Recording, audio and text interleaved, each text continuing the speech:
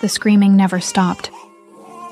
For 6 unbearable months, the Kim mansion in Hanamdong had echoed with the non-stop cries of infant twins Ara and Sumin.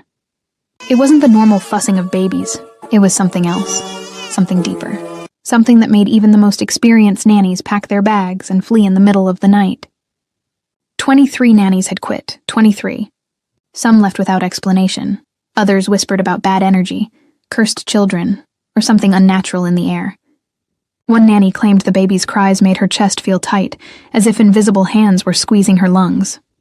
Another said she woke up in the middle of the night drenched in sweat, convinced something was watching her from the corner of the nursery. Kim Min-seok, the twins' father, barely slept anymore. His eyes were hollow, his hands trembled when he held his coffee cup, and his once sharp mind felt like it was crumbling under the weight of exhaustion and grief. He was a biotech CEO, a man who built empires from science and logic, but none of that mattered now. His wife, Dr. Hana Kim, was gone, dead in a helicopter crash 6 months ago, and his daughters, his precious daughters, were falling apart in ways no doctor could explain. Pediatricians ran tests, neurologists examined brain scans, therapists observed behavior patterns. Every result came back normal. Physically, the twins were healthy, but emotionally they were drowning, and no one could tell Min-seok why. The mansion that once felt warm and alive now felt like a prison. The staff moved through the halls with tense shoulders and tired eyes.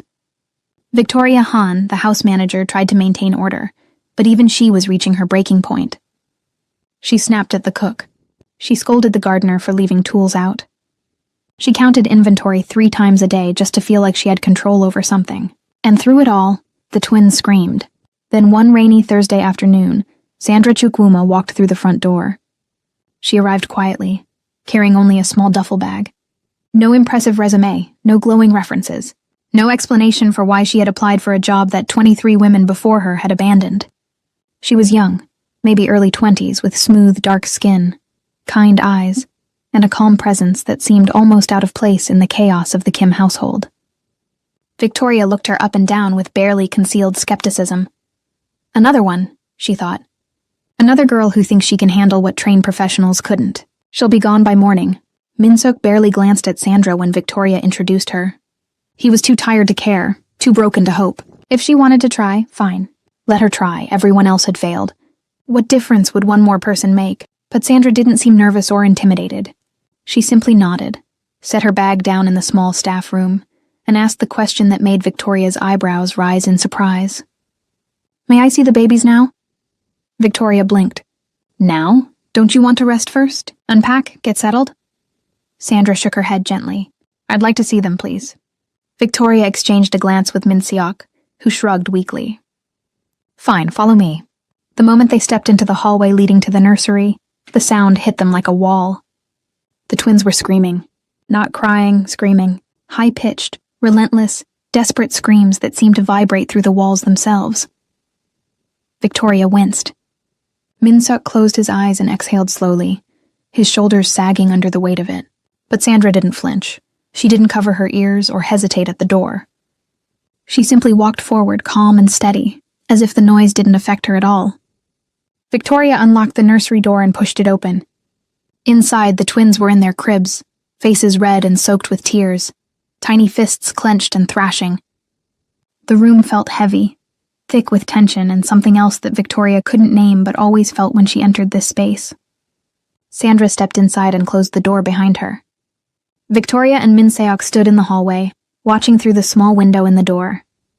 Victoria crossed her arms, waiting for the inevitable moment when Sandra would give up and come back out, overwhelmed and defeated like all the others. But that moment never came. Sandra approached the crib slowly, her movements deliberate and unhurried. She didn't try to pick up the babies right away. Instead, she knelt down between the 2 cribs, closed her eyes, and took a deep breath.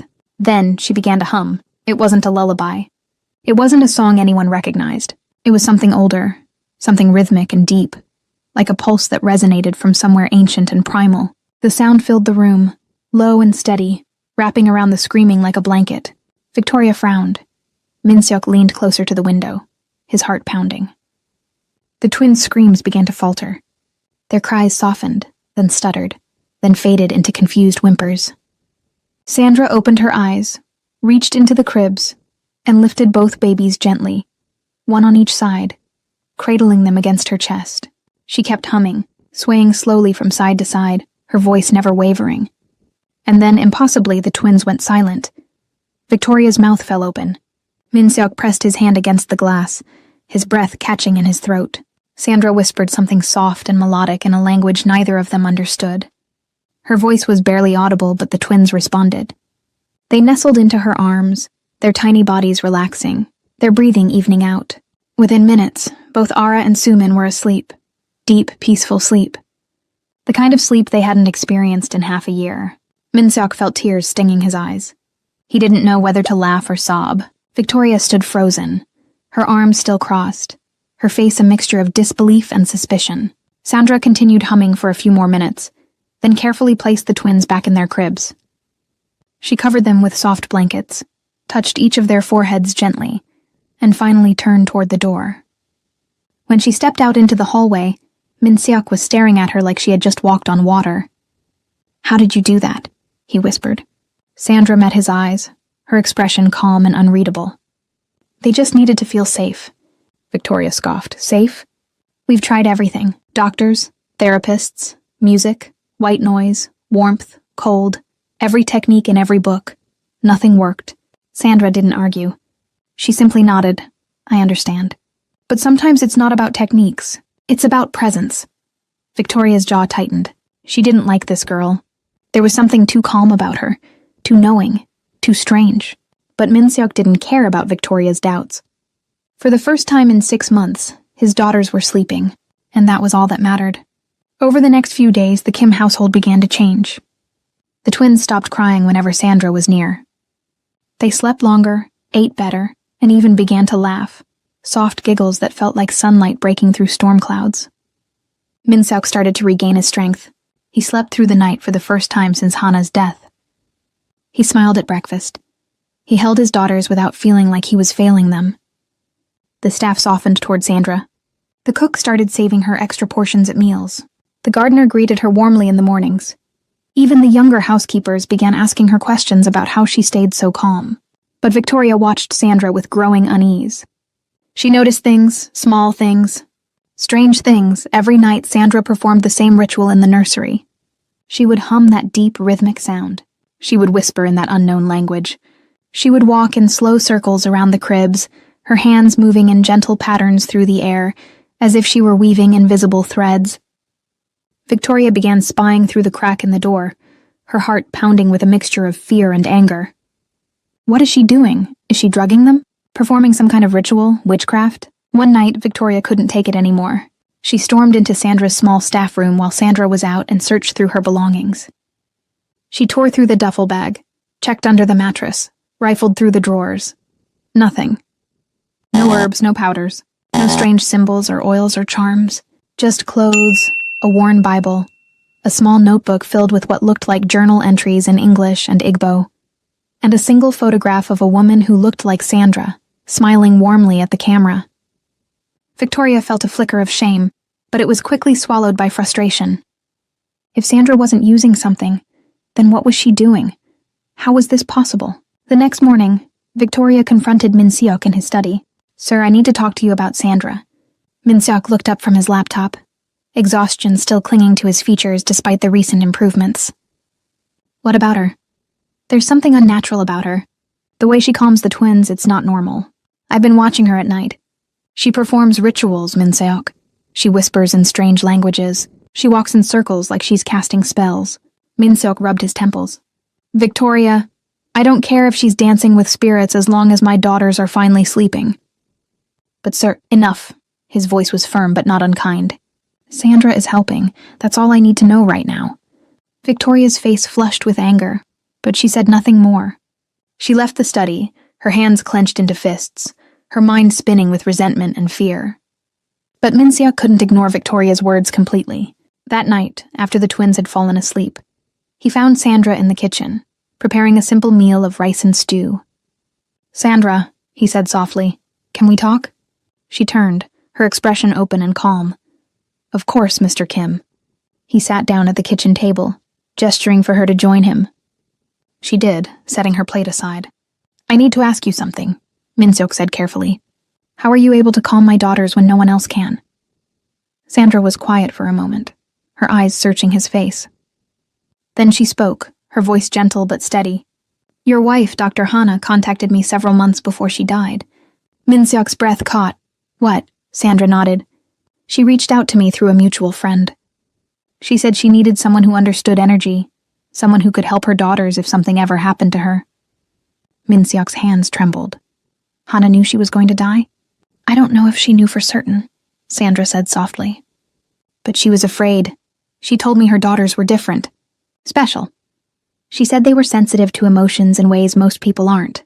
She called it a gift, but she also knew it could become overwhelming if they weren't guided properly. Minseok felt his chest tighten. Why didn't she tell me? She didn't want to worry you, and I think she wasn't sure you would believe her. She said you were a man of science, and this was something beyond science. Tears welled in Minseok's eyes. So she sent you. Sandra nodded. She gave me instructions. She told me to wait until the right time, and then to come here and help the twins find balance. She said they would be in pain after she was gone, and that they would need someone who could ground them.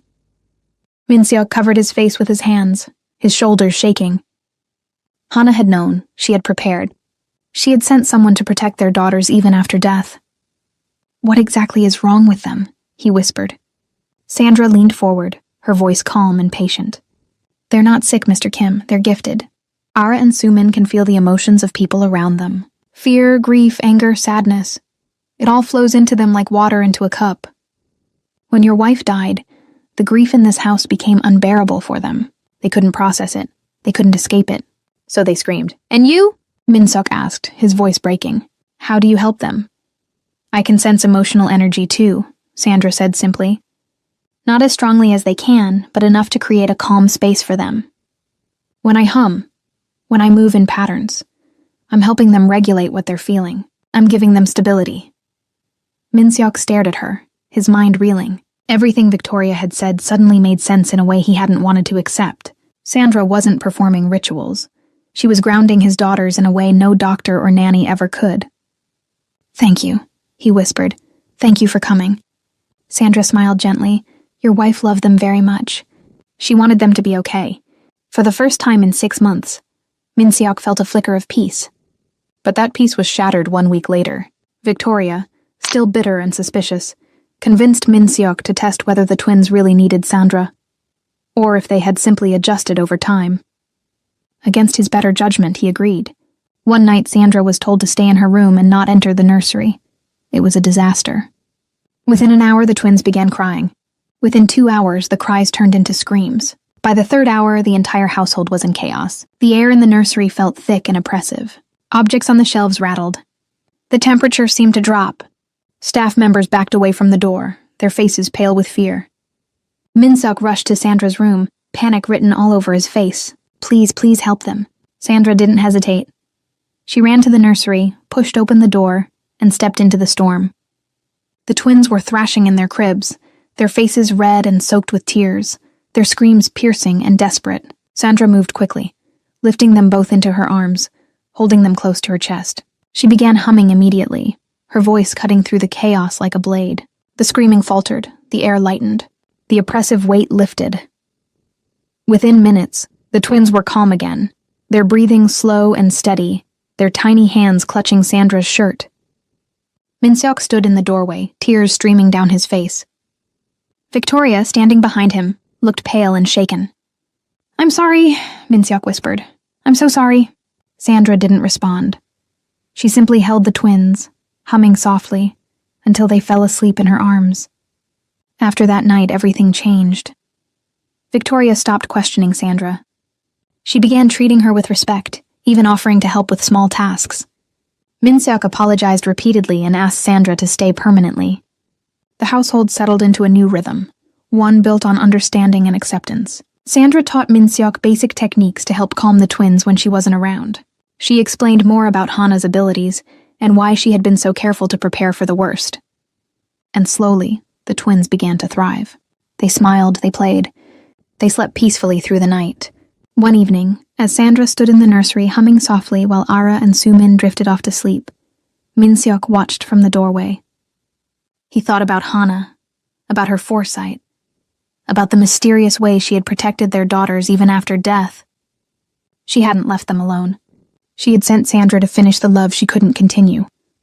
And as the twins' soft breathing filled the room, Min-seok finally understood what his wife had known all along. Love doesn't end with death, it transforms. It finds new ways to protect, to heal, to hold on. And sometimes, it arrives quietly, in the form of a stranger with a gift you never knew you needed. The Kim mansion was no longer a house of chaos and screams. It was a home again, a place where two sensitive souls could finally rest, guided by the woman their mother had chosen long before the world understood why. And in the gentle rhythm of Sandra's humming, Hannah's love continued, unbroken and eternal.